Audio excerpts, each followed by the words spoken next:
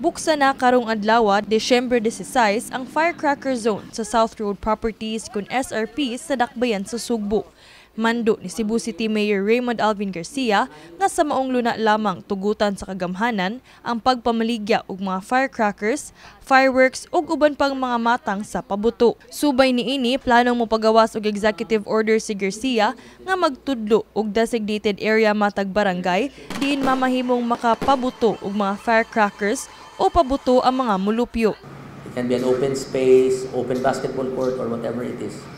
A park, a playground, whatever it is. So, basta na lang designated area. Kaya para matugali ka, makadungog lang ka, kay naras tapad, kuyaw sa ba. And aside from that, peligroso, di ba? Na masunog, na mabutan, na maputlan. So many variables na mahitabo as a result of asa na mo ipabuto ang firecrackers. Giingong hugot nga ipatuman ang maong kamanduan, inubanan sa kapulisan ug mga barangay tanod.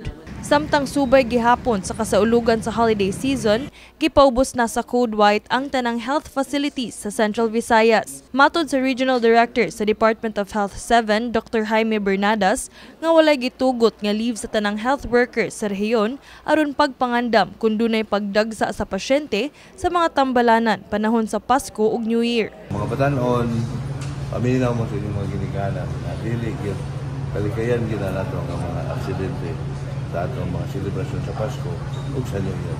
Naka-code white na.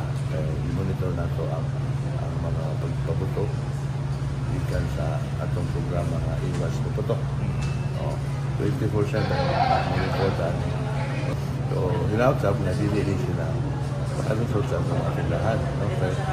Ang kanilaging atong maninda o nanana nakita mo yung nagpagi na makahalin.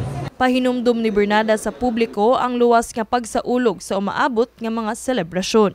Kini si Queenie Holigon, alang sa MyTV, Cebu.